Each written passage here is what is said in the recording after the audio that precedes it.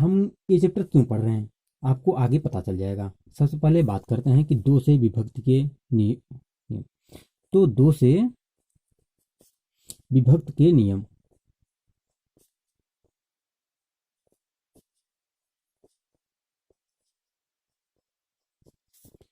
दो से विभक्त क्या नियम है?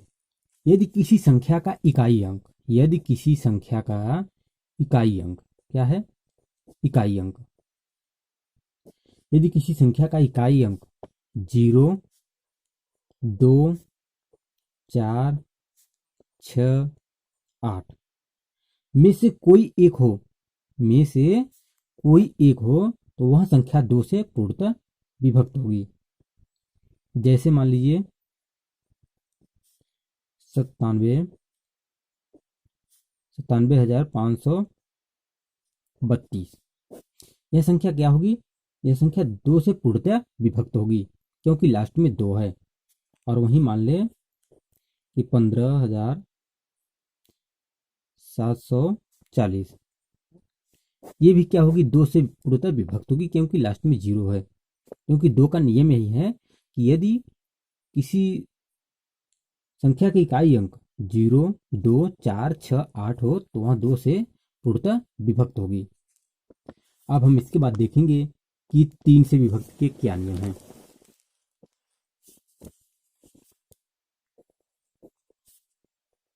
तीन से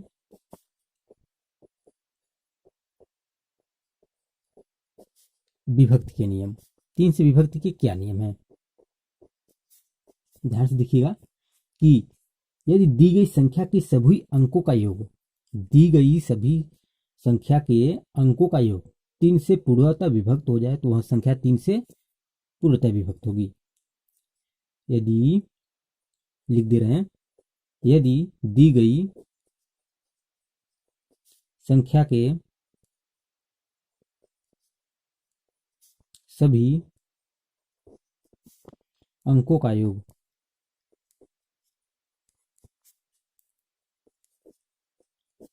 तीन से पूर्णतः विभक्त हो,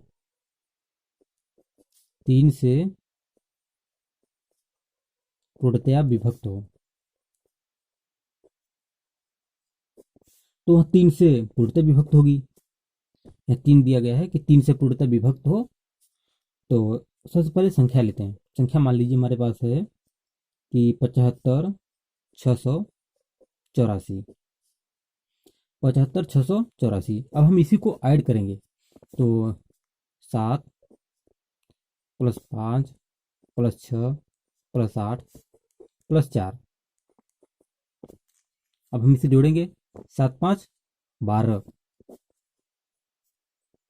8 × 6 = 14 + 4, तो 12 × 4 = 16 + 14, 16 और 14 कितना होगा?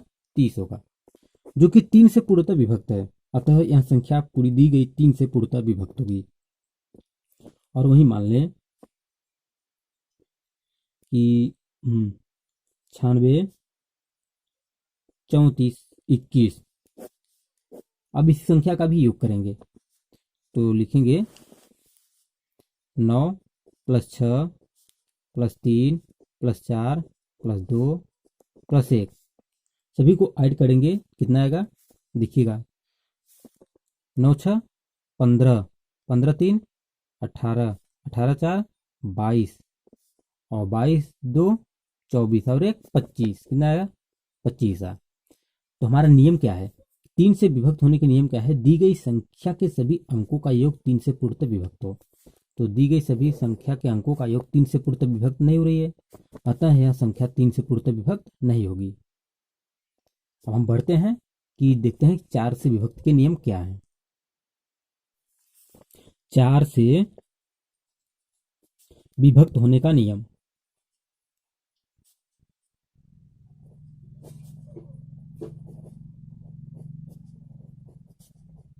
क्या नियम है?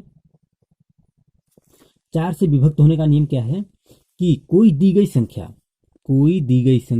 चार से विभक्त तभी होगी जब उसके दहाई और इकाई अंकों से बनी संख्या चार से पूर्णतः विभक्त हो।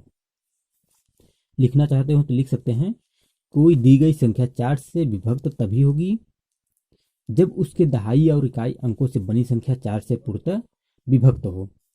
मान लीजिए संख्या आपके पास है 97, 81, 32। यह संख्या 4 से पूर्णतः तभी होगी जब उसके इकाई और दहाई अंकों से बनी संख्या 4 से पूर्णतः विभक्त हो।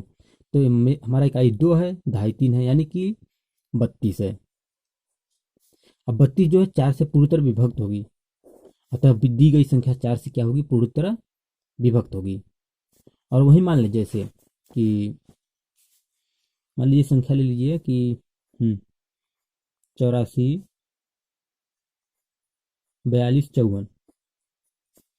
अब यह इकाई और दहाई से बनी संख्या 4 से पूरी तरह विभक्त नहीं होगी, क्योंकि 54 4 से पूरी तरह विभक्त नहीं होगी, अतः दी गई संख्या 4 से पूर्णतः विभक्त नहीं होगा। नियम क्या है 4 से विभक्त होने का, कि कोई दी गई संख्या 4 से विभक्त तभी होगी जब उसके दहाई और इकाई अंकों से बनी संख्या 4 से पूर्णतः विभक्त हो। अब बढ़ते हैं नेक्स्ट, और अब देखते हैं कि 5 से विभक्त होने का नियम क्या है। 5 से विभक्त होने का नियम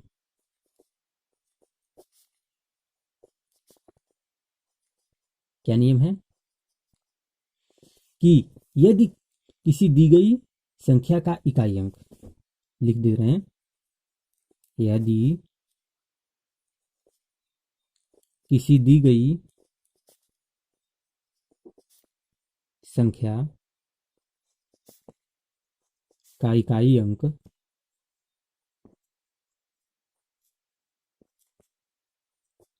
5 अथवा 0 हो, 5 अथवा 0 हो, तो वह संख्या 5 से पूर्णतः विभक्त होगी। वह संख्या 5 से पूर्णतः विभक्त होगी।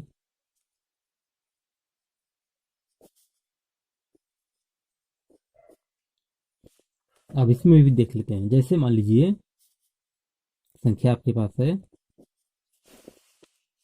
क्या संख्या आपके पास है, मान लीजिए कि 86, 735। दिया क्या गया है, यदि किसी दी गई संख्या का इकाई अंक 5 अथवा 0 हो, तो इकाई अंक क्या है, 5 है, अतः यह 5 से पूरी तरह विभक्त होगी। उसी तरह 68, 730, इसमें भी देखिए तो इकाई अंक 0 है, अतः यह भी 5 से पूर्णतः विभक्त होगी। अगर वहीं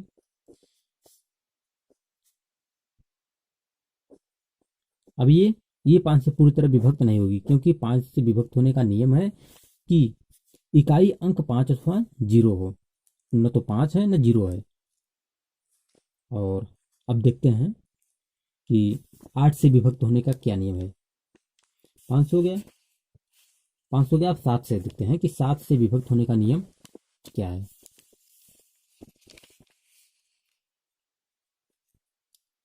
7 से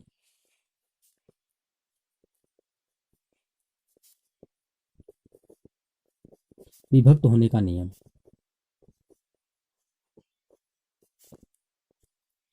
कि हम देखकर कैसे पता करेंगे कि ये संख्या 7 से विभक्त होगी या नहीं होगी। तो चलिए लिख लेते हैं कि यदि इकाई अंक को छोड़कर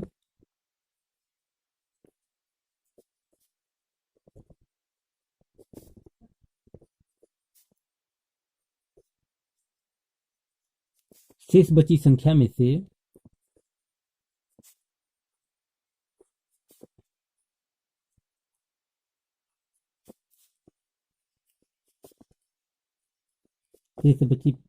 से इकाई अंक का दुगना घटा देने के बाद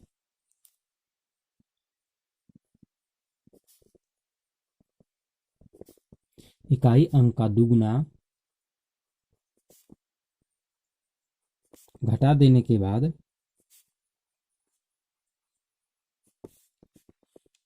बची संख्या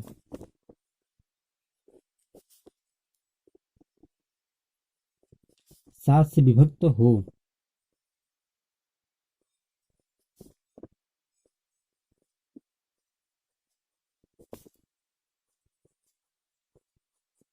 तो दी गई संख्या 7 से विभक्त होगी।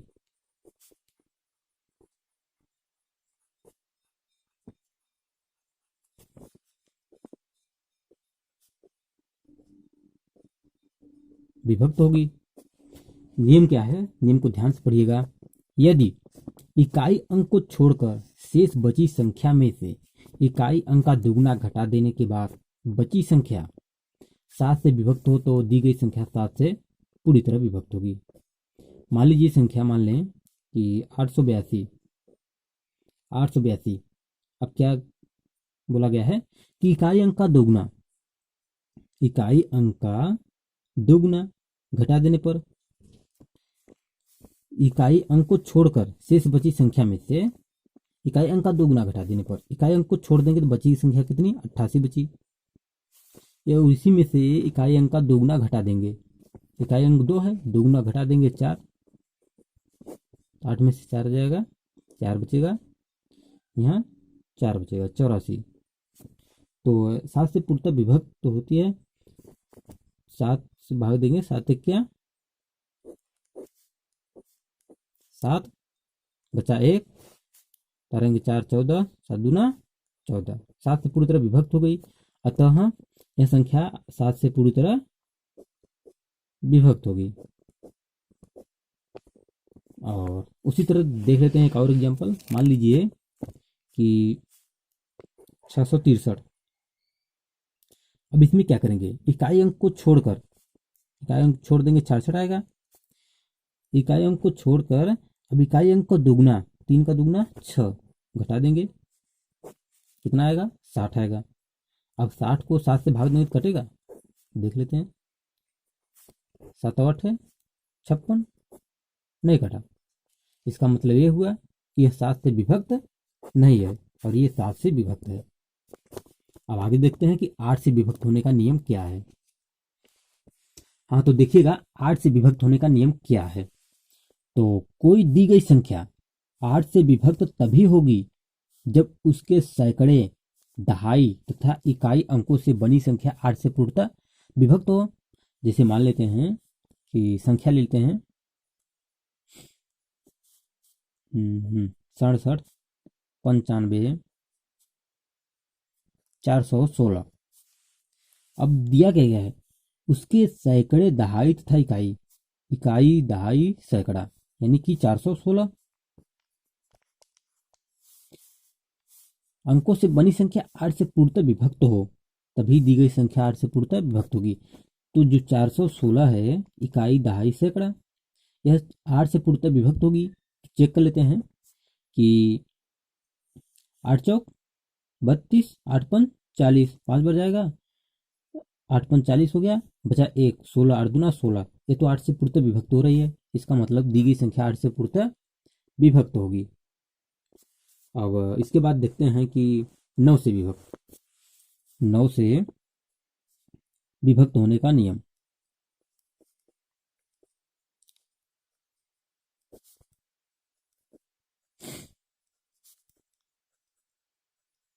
तो 9 से विभक्त होने का नियम क्या है, यदि यदि दी गई संख्या के सभी अंकों का योग 9 से पूर्णतः विभक्त हो तो दी गई संख्या 9 से पूर्णतः विभक्त होगी। यदि किसी दी गई संख्या के सभी अंकों का योग, सभी अंकों का योग 9 से पूर्णतः विभक्त हो तो दी गई संख्या 9 से पूर्णतः विभक्त होगी। संख्या मान लेते हैं, संख्या है हमारा 75, 46, 23।